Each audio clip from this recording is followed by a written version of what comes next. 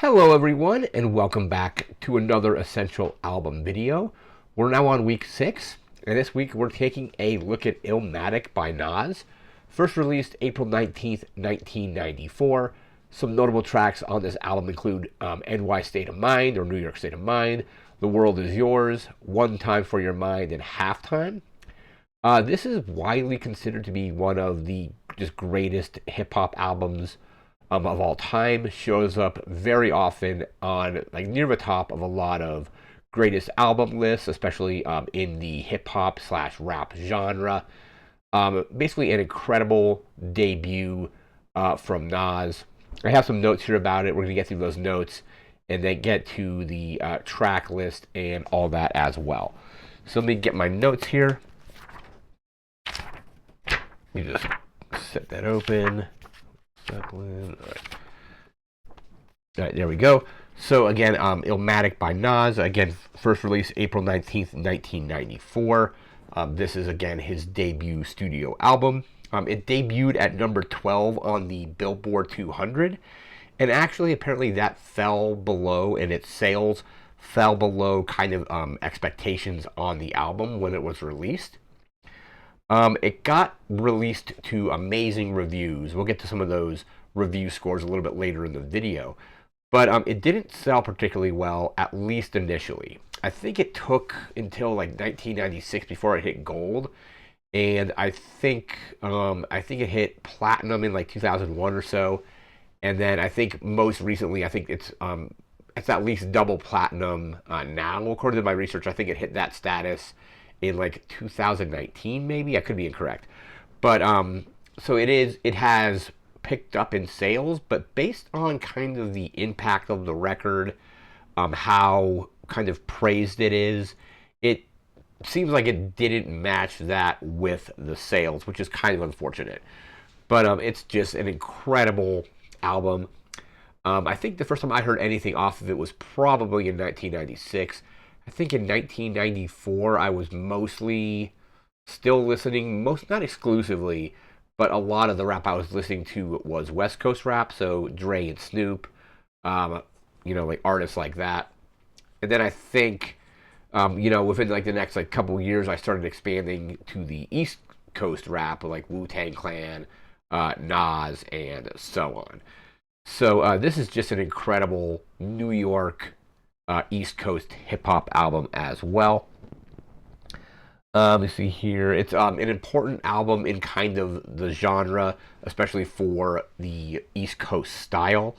There's a lot of stuff that like kind of is in this album that is very prevalent in a lot of other other similar rap and hip hop artists from the same kind of area and same time period as well.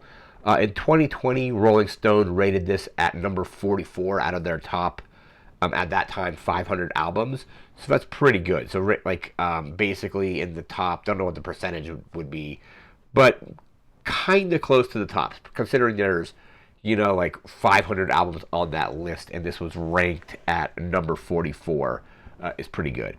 Apparently, the one of the tracks on this album, Halftime, was featured in a 1992 movie called Zebrahead. Haven't heard that, not heard it.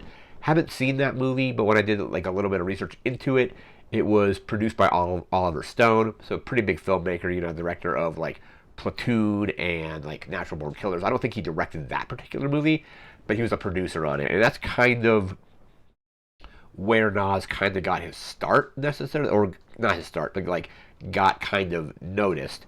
And then he was working with MC Search, I think from Third Base. I think that band was broken up at that point. Another kind of really good hip-hop group. Kind of more the vein, in my opinion, of like the Beastie Boys, where it's not really...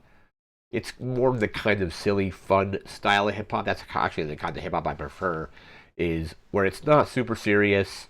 Like Beastie Boys fall into that category. You can say the Far Side kind of falls into that range as well. Third Base, of course. But MC Search was working with Nas, and I think was surprised that he didn't have a recording contract. So then he basically helped Nas get his demo tape around to some like A&R people, and eventually helped him get signed. I think he's actually MC Search, I think, is one of the producers on this album as well. Let me actually just double check and make sure that that actually is correct as far as the producers go. Producers. Let me see how Search is actually. I think he's actually the executive producer, not the main producer. I could be incorrect, but me single. Oh, yeah, he was the executive producer, so not like the actual main producer, but the executive kind of in charge of all the kind of stuff like that. So not producing the actual music, but basically probably had a hand in it a little bit too. But the executive on that side of things. So kind of helped get him that contract, and then got kind of put into that executive producer role. Nas, like a lot of the lyrics and content of the album come from Nas's personal life experiences. Basically, growing up in I think it's the Queensbridge projects in New York. So kind of a lot of like poverty and like drug dealing, and just kind of a lot of the stuff that does get mentioned in various rap albums. Doesn't matter where at, like if it's like East Coast, West Coast, a lot of those kind of experiences are shared, or at least kind of like similar, and just obviously different settings, which leads to the kind of one of the big things about the album is Nas's kind of authenticity, about that he's rapping about stuff that he's experienced personally, like just growing up. And it was kind of at the time period of where it was authenticity versus like marketability, kind of, maybe not marketability, that might not be the right term, but mainstream appeal kind of thing, where a lot of rappers were kind of rapping about stuff that they maybe had no real experience in. It was just stuff that other rappers were rapping about, so they kind of just tried to take those concepts and try to make them their own. So that kind of led to a lot of what people consider to be like inauthentic or not authentic rap music, where people are talking about like maybe like claiming to like be from the inner city, when they're like, I don't remember what the rap, or like there's a rap song, I forget the person who was rapping about it, but they're like, oh, you claim you're from whatever part of the city, but you actually are from like 30 miles away from it. You're not really anywhere near any of the stuff that you're actually talking about. So you're basically just using it. It's all as like secondhand. You're basically just trying to kind of use it to market yourself, kind of thing. You're not actually like living it authentically. So kind of the whole thing with Nas is just his authenticity is kind of on point on this record. There was a cool quote from him I want to bring up. Let's see. So basically, this is basically just him talking about kind of growing up and how his like environment influenced the music. And so this is a quote from Nas. I think from this interview came out in 2012, but it says, when my rap generation started, it was about bringing you inside my apartment. It wasn't about being a rap star. It was about anything other than. I want you to know who I am, what the streets taste like, feel like, smell like, what the cops talk like, walk like, think like, what crackheads do. I wanted you to smell it, feel it. It was important to me that I told the story that way because I thought it wouldn't be told if I didn't tell it. I thought this was a great point of time in the 1990s in New York City that needed to be documented, and my life needed to be told. So kind of just his whole depiction of like the city, like the crime in the city, like there's like gang violence and all that kind of stuff. A lot of stuff that you see and hear in a lot of other rap albums, and maybe at this point some of the most authentic tellings of it. It's like I said, not like just secondhand, be like, well, like I read a story about this person, so this person that was in a gang, let me like make a whole thing up about that. This was kind of like a lot of his life experiences kind of just condensed into an album. That was a quote.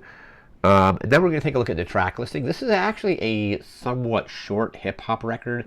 I think a lot of records at the time came in like close to an hour, if you figure in like all the little, there's like the skits and the interstitial bits. This one doesn't have a whole lot of those, so it comes in at it's actually like pretty light on its runtime, in my opinion. Let's see what the actual runtime is. It's less than 40 minutes, so 39 minutes and 48 seconds. So for a big rap record like this, that's kind of a little on the short side. I don't mean short in a bad way. I just mean it kind of short as its runtime. Let me get to the track list. Actually forgot, we'll do the reviews after this. So it's 10 tracks for 39 minutes and 48 seconds. Track 1 is The Genesis. Track 2 is New York State of Mind. Track 3 is Life's a Bitch. I didn't want to put that on the notable tracks list just because I didn't want to have that word just sitting up there. But that's one of the more iconic tracks on the album. It's like Life's a Bitch and then you die. That's how it goes. Track 4 is The World Is Yours, another just classic. Track 5 is Halftime. Track 6 is Memory Lane, in parentheses, Sitting in the Park. Track 7 is One Love.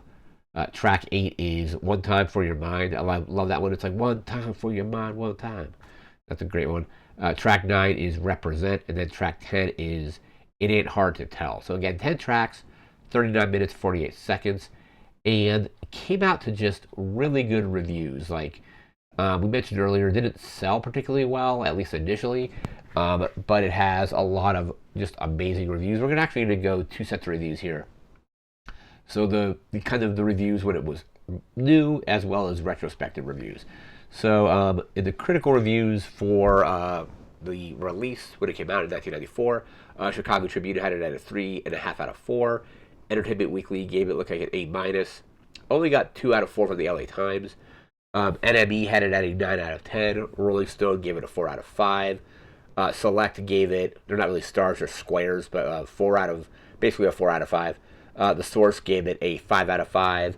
Spin has it at a 3 out of 3. And then USA Today gave it a 3.5 out of 4. In the retrospective reviews, Metacritic has it at an 89 out of 100. Allmusic has it at a 5 out of 5. And then Don't Stop has it at an A. The Austin Chronicle has it at a 5 out of 5. Consequence of Sound has it at an A. Encyclopedia of Popular Music has it at a 4 out of 5. Mojo, 5 out of 5. Pitchfork, 10 out of 10. That's really good coming from Pitchfork because, like I mentioned in previous music videos, they are a little harsher on their reviews. I actually really like the reviews because they kind of don't really sugarcoat them. But a 10 out of 10 from them. It's a retrospective review, but still pretty good. Q has it at a 5 out of 5. Rolling Stone album Guide, again, 5 out of 5. And XXL, a 5 out of 5 as well. So really good reviews, both when it came out and retrospectively as well. Like I mentioned earlier, based on kind of, it didn't sell incredibly amazingly, but its impact has definitely been felt like since with especially in East Coast rap, but probably just rap and hip hop in general. It's an incredible album, and the really cool thing about this one is it's a debut album. So basically this was his kind of first time out and just absolutely knocked it out of the park with this one. But that is going to do it for this video. We'll be back again in a week with another Essential album. Until then, remember to like, comment, share, and subscribe. We'll see you again next time. Thanks again for watching. Take care and have a good one. See ya.